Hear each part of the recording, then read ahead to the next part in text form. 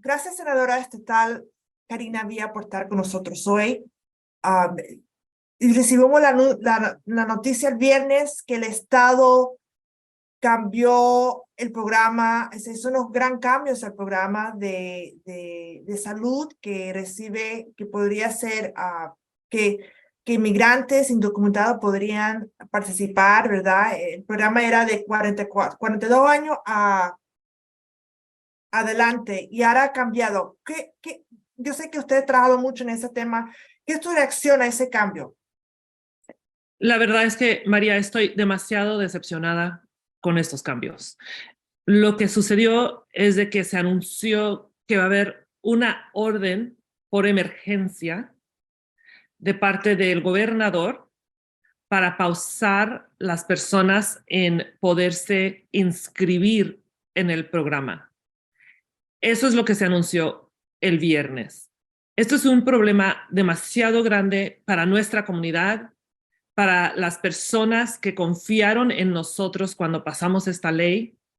Es un problema demasiado grande para la salud de las personas que están viviendo aquí, que están trabajando aquí en el estado de Illinois, que están proveyendo por sus familias, que están pagando impuestos. Esto es un grande problema.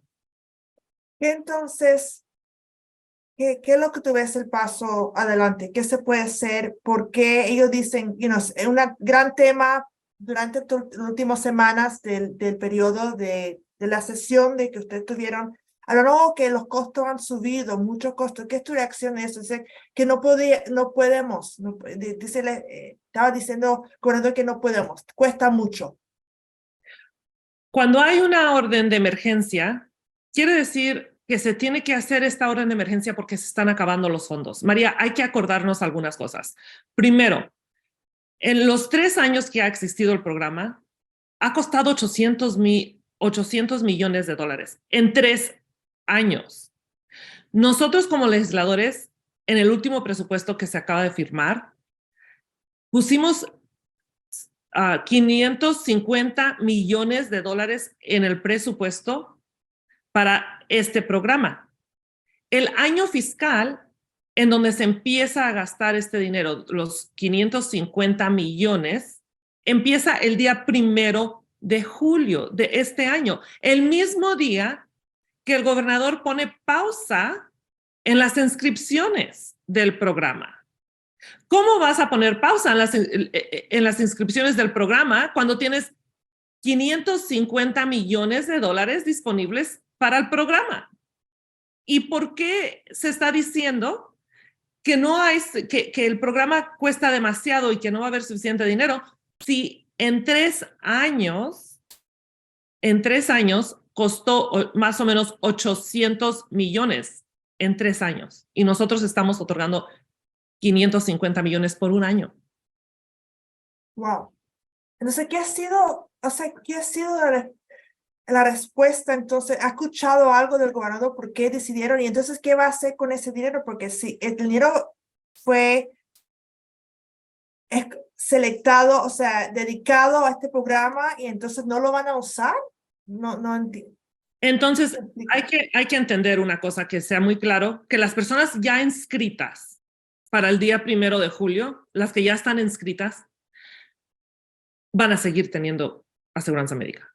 Las personas de 42 años para arriba, después del 1 de julio, van a seguir siendo personas que tienen Medicaid. ¿Ok? Se va a necesitar dinero para los costos de estas personas cuando van al médico, cuando van a los cuartos de emergencia, pero ese es otro detalle que hay que hablar. En esta presupuesta de emergencia, se les va a cobrar $100 de copay cada vez de que las personas van al cuarto de emergencia, si son personas indocumentadas. ¿Por qué esto? ¿Por qué se va a hacer esto? No entiendo, la verdad, porque las personas que son ciudadanos con esta misma aseguranza no tienen copay, pero las personas indocumentadas van a tener que hacer copay de $100. Y recuerda, María, las personas que son de 42 años para arriba, si son indocumentadas, pero no califican porque ganan demasiado dinero, esas personas no califican para esta aseguranza. So, hay muchas cosas y muchos detalles que ver. ¿Cuáles son las cosas siguientes, los siguientes pasos que yo pienso, en mi opinión, que debemos de hacer? Es que el gobernador debe de realmente hacer pausa en esta orden de emergencia, debe de tomar pausa y debe de decir, mejor vamos a reunirnos con diferentes grupos médicos, grupos comunitarios, organizaciones que trabajan con personas de la comunidad indocumentada. Hay que sentarnos y hay que hacer un plan para el futuro. No cancelar las inscripciones al programa. Quitarle la aseguranza médica a las personas no es una buena solución. Senadora, se sabía que, o sea, cuando votaron por el plan, o sea, el supuesto por el 2024, el año fiscal del Estado, ya estaba ese lenguaje de que tal vez al gobernador le dio un poder de hacer un cambio. ¿Tú te imaginabas que iba a ser este tipo de cambio? ¿Y por qué crees cómo llegaron a darle esa posibilidad al gobernador que haga este cambio? ¿Y te imaginabas que iba a ser este cambio? Gracias por la pregunta. Primero, hay que entender una cosa. El gobernador siempre tuvo el poder de hacer esto. El gobernador cuando fue COVID pudo hacer sus reglas de emergencia, ¿verdad? O sea, el gobernador, el poder de hacer una regla como esta de emergencia siempre ha tenido el poder. Entonces, el hecho de que se le escribió de nuevo el poder que ya tenía, eso no significa nada porque actualmente ya tenía el poder. So, esas palabras se pusieron ahí, y yo realmente nunca me imaginé que inmediatamente el gobernador iba a decir pausa al programa el 1 de julio, antes de ni siquiera gastar ni un solo dólar de los 550 millones que se le brindó al departamento para este programa. No es emergencia. Emergencia es de que en 6 meses, si estamos como en que se han gastado 400 millones en 6 meses, eso es emergencia. Vamos a hacer pausa inmediatamente para ver qué es lo que está pasando, ¿verdad? Para analizar cómo vamos a poder seguir adelante. Pero sin gastar ni un solo dólar se va a hacer un plan de emergencia. Eso para mí es realmente algo que no tiene sentido. ¿Cómo tú crees esto refleja en términos de que realmente hay un entendimiento,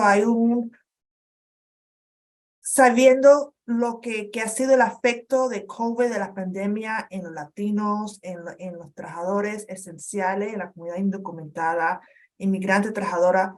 ¿Hay realmente como que una decisión, o sea, es que no le importa, cómo debe la gente de entender cómo el gobernador, cómo puede ser algo, si realmente hay un entendimiento del impacto que ha sido la pandemia en el latino y la necesidad de salud beneficio? Pues yo no puedo hablar por el gobernador ni pretendo hacerlo. Mira, María, yo personalmente no he tenido ni siquiera la cortesía de una junta para escuchar sobre esto y estas reglas de emergencias. Hasta mañana, el día de mañana, me voy a reunir con el departamento para que nos den alguna explicación. Esto pasó el viernes y sí me explico, el miércoles va a ser la primera vez que nos han dado una cita al Caucus Latino para hablar sobre esas reglas de emergencias que pasaron el viernes. Entonces, espero tener alguna respuesta del equipo del gobernador sobre esto. O sea que hizo este cambio en el anuncio y no se comunicó nada con el Caucus Latino. Conmigo personalmente no se comunicó. Okay. Creo que hubo una junta con algunas de las líderes del caucus, pero no con el caucus entero. Ok. Entonces, ¿qué crees, qué esperas escuchar o qué es posibilidad de que haya un cambio mañana en su reunión? Pues yo creo que primero que nada lo que quiero que pase es que haya una pausa, que no se haga este plan de emergencia, que haya un cambio en serio en lo que se ha propuesto, lo que se propuso el viernes. Si no podemos llegar a ese acuerdo, tenemos que hablar de estos copays. Si las personas que son ciudadanos no tienen que pagar estos copays, y si nosotros sabemos que las personas que califican para recibir este programa son personas que están viviendo dentro de la pobreza, no es justo que haya copays. Entonces, son varias cosas, varios puntos que tenemos que hablar. Pero quiero hacer una recomendación al pueblo que está escuchando.